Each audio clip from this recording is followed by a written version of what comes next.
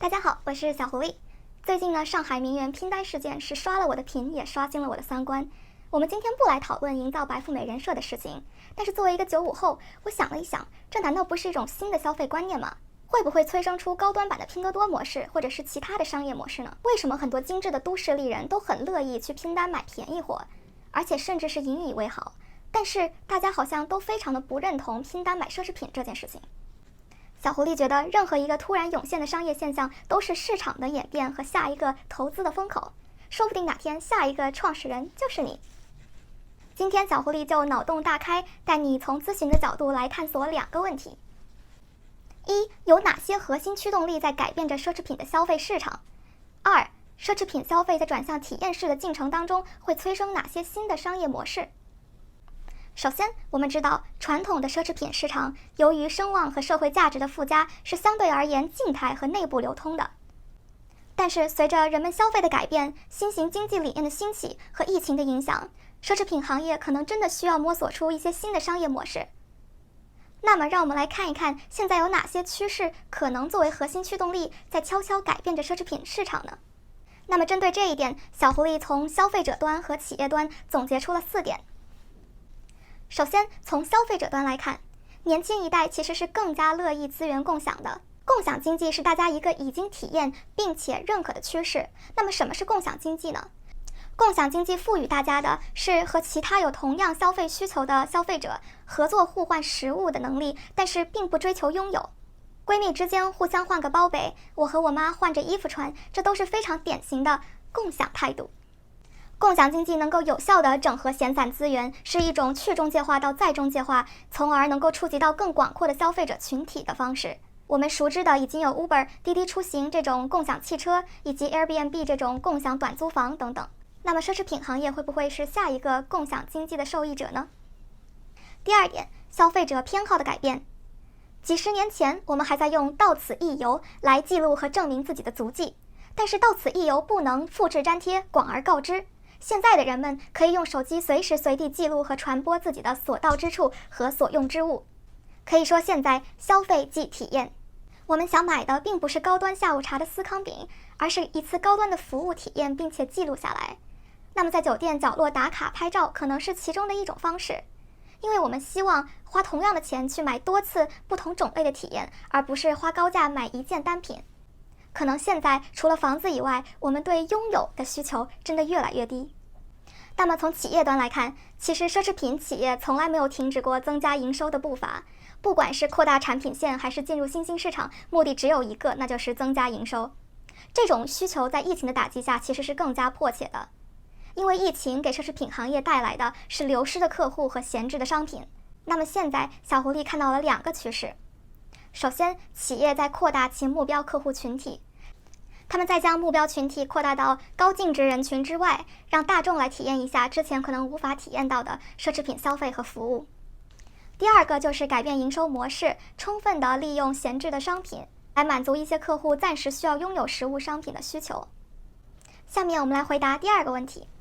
在奢侈品转向体验式的进程当中，会催生出哪些新的商业模式呢？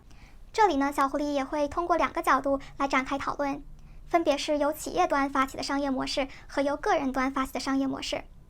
为此呢，小狐狸还特地用了咨询惯用的灵魂画图技法，给大家做了一个矩阵，希望大家看了能一目了然。企业端发起的模式当中呢，最容易想到的是新租赁模式。其实很早以前的婚纱还有晚礼服出租就是这种类型。那么在数字化的发展驱动下呢，现在已经有一众共享衣橱的初创企业在试水，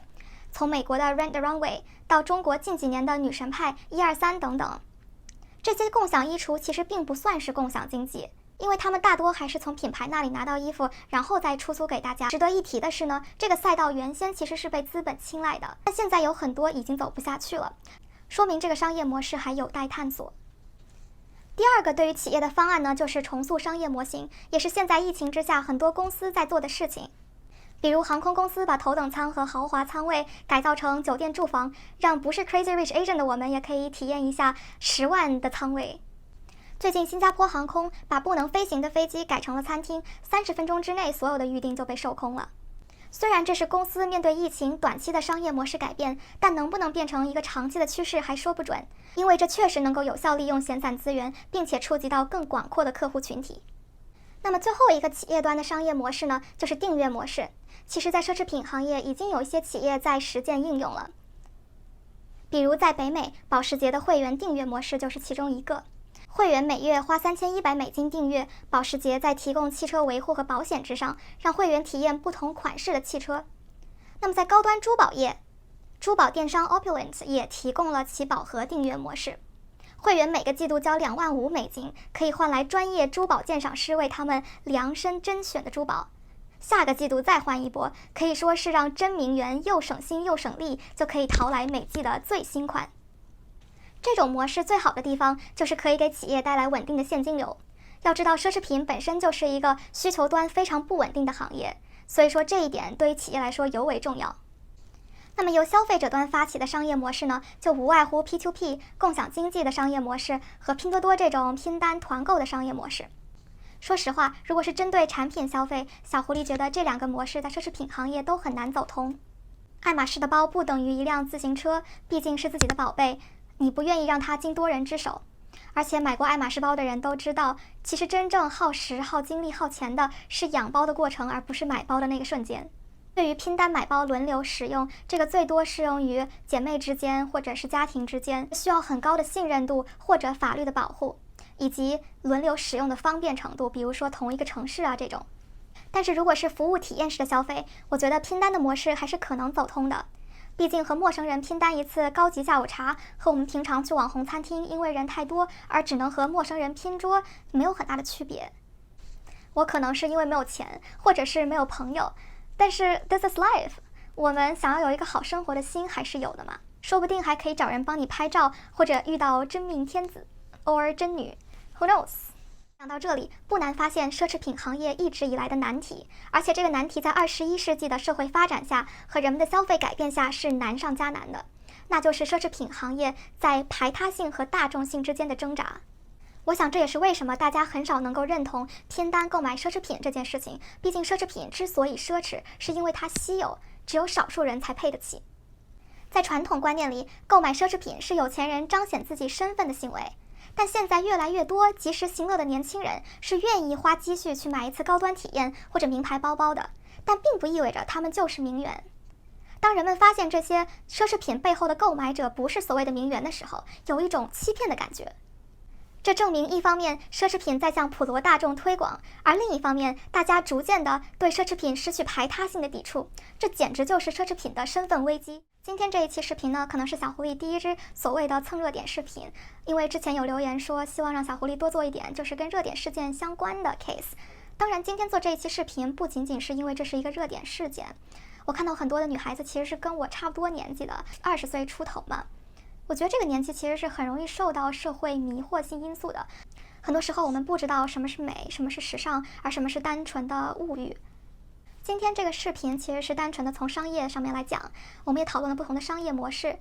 拼单模式是否可行这种，但是我也有在想，可不可行是一方面，但是值不值得鼓吹这种行为是另一方面。从商业上面来讲呢，这可能确实是一种就是开拓新的商业模式和业务的渠道，但是从社会大环境角度来讲，这确实是会增加这个年轻人这一代，我们这一代比较更加浮躁的一种现象吧。如果你们也有想法的话，欢迎弹幕留言。最后呢，虽然说我已经写了很多个案例稿子了，都还在我的 pipeline 里面，但是我可能会想在下1、2期做几个关于面试准备的视频，特别是从投行和咨询方面。因为我知道每年的这个时间点是秋招最紧张的时刻，是很多银行公司 Super Day 和最终面的时候。然后这一个方面呢，其实我去年也积累了很多的经验，所以说如果你们想看的话，一定要记得告诉我，我可能会提前安排上。对，那么我们下期视频再见吧。